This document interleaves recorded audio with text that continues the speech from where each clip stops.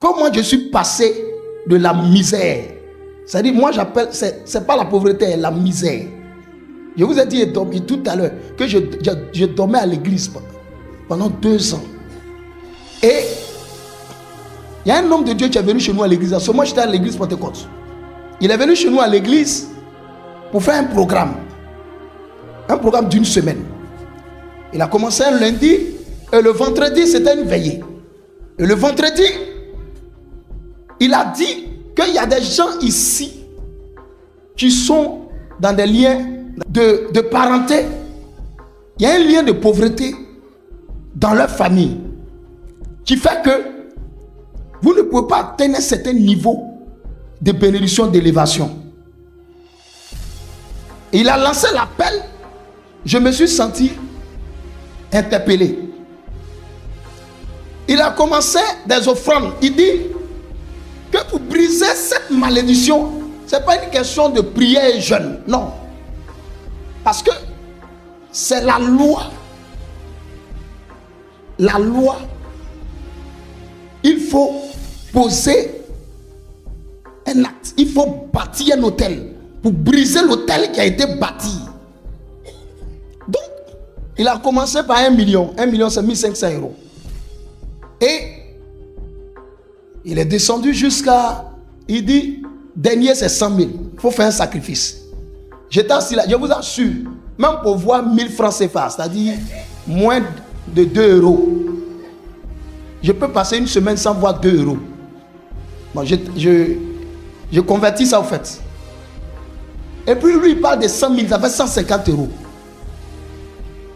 Donc, j'étais assis là. En ce moment, je chantais dans le groupe musical.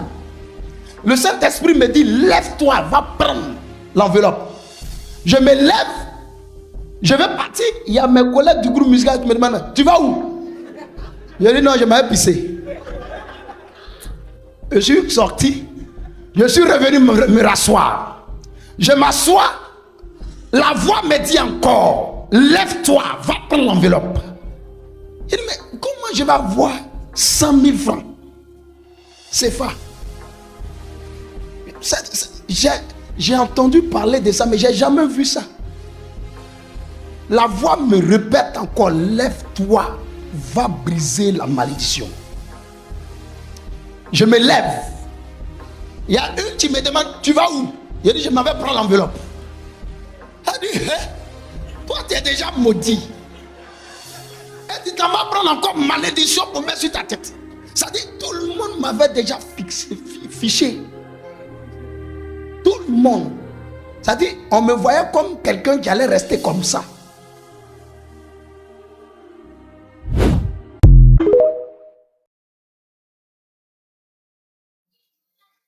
Quelqu'un dont les gens ont pitié, on lance des pièces sur moi. Donc tout le monde m'a déjà classé dans cette catégorie-là. Personne ne pouvait penser que je pouvais même sortir même de là. Je suis allé prendre l'enveloppe, je suis venu m'asseoir. Ils ont commencé à rire. Il dit, voici quelqu'un qui est déjà maudit, qui vient prendre encore malédiction. Et le pasteur en question s'appelle Eli Pavlovski. C'est un blanc. Il prend le micro, il dit, si tu fais un vœu, il faut honorer. Sinon, c'est une malédiction. Je dis, oh oh. Mes collègues ont commencé à dire, voilà. Toi, c'est fini pour toi. Donc, il y a 2 voix qui me parlent à l'oreille. Il y a une voix qui me dit, tu as bien fait. La voix que j'entends me dit, c'est fini pour toi. Je suis parti à la maison. Je me suis mis en genoux, j'ai prié. J'ai dit, Seigneur, moi je sais que tu ne m'as pas envoyé sur cette terre-là pour accompagner les autres. Je sais que tu m'as envoyé sur cette terre pour accomplir une mission. Amen. Même si personne ne croit en moi, mais moi dans mon fond intérieur, je sais que je vais marquer ma génération. Donc j'ai pris cette enveloppe-là. S'il y a une malédiction dans ma famille qui me retient dans la pauvreté, dans la misère, je veux que toi-même, tu me donnes les moyens. C'est vrai que je ne travaille pas, mais je travaille dans ton entreprise parce que je chante à ta gloire. J'ai fait la prière, j'ai déposé l'enveloppe quelque part là, et puis je tourne dans la ville. Quand j'arrive, je sors, je reviens, je regarde l'enveloppe et puis mon cœur bat. Il a donné 2 semaines. Première semaine. La deuxième semaine, on m'appelle. En ce moment, mon premier album, Jésus est ressuscité, j'ai besoin de ta présence, venait de sortir. Et on m'appelle. En ce moment, je n'avais pas de téléphone, donc on m'appelle et puis on me fait la commission. Ça dit, j'ai des amis qui sont dans le quartier. Donc quand quelqu'un veut me parler, on les appelle. Et puis on leur dit, bon, attendez, rappelez dans 5 minutes. Donc moi, je viens m'asseoir là pour attendre qu'on rappelle dans 5 minutes.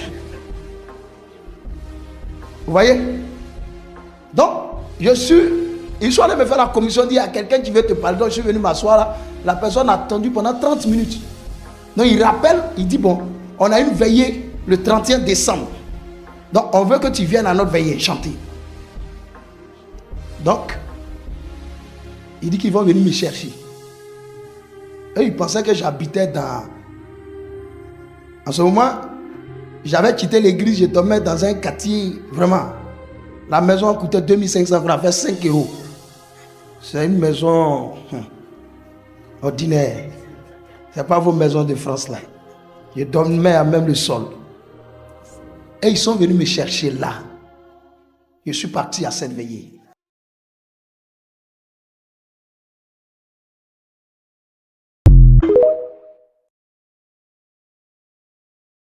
Quand je suis arrivé, mon accoutrement, parce qu'en fait, je m'habillais avec des tenues de mon oncle. Je n'avais pas, donc c'est mon oncle qui me donnait ses habits, qu'il est fatigué de porter, puis bon, je porte. Donc, vous voyez, mon oncle était grand détail. Il chausse 43, moi je fais du 39. Donc, je porte les chaussures de mon oncle, je mets des... Vous voyez, vous n'avez pas vécu ça, vous.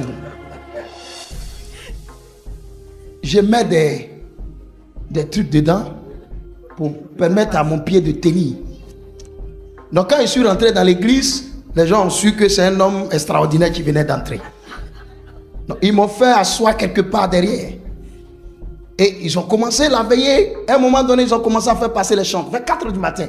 Et le bishop, il prend le micro, il dit, j'ai mon invité spécial qui est là. Enfin, lui, quand je suis rentré dans la salle, il m'a reconnu. Mais personne n'a fait attention à moi. Donc j'étais assis là au fond de la salle. Vous savez, un homme de Dieu voit spirituellement. Amen. Et un homme ordinaire voit physiquement.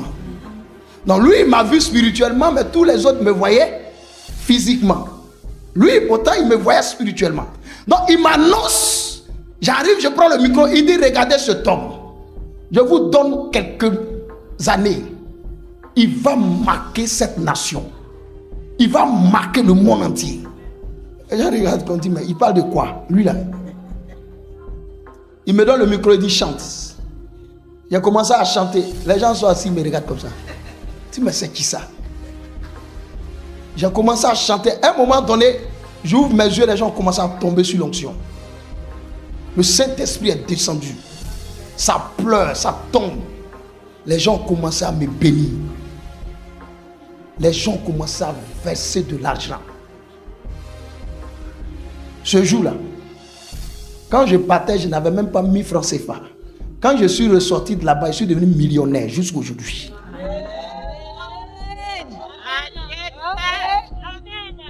À la grâce de Dieu.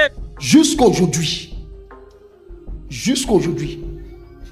Mon histoire a changé radicalement. Jusqu'aujourd'hui. Quand je suis reparti, je devais payer 100 000, j'ai payé 300 000 francs. Là, je voulais encore. J'ai vu que c'est bon. Donc, j'ai payé 300 000 francs. Donc, ce pasteur, il cherchait partout où il a programmé et puis il m'a donné l'argent. Mais Dieu a changé des choses qui m'ont étonné. Aujourd'hui, je suis dans l'immobilier. Si vous arrivez à Abidjan, mes panneaux sont partout. Dans toute la ville d'Abidjan. Nous sommes en train de construire une cité de 619 logements à Benjaville.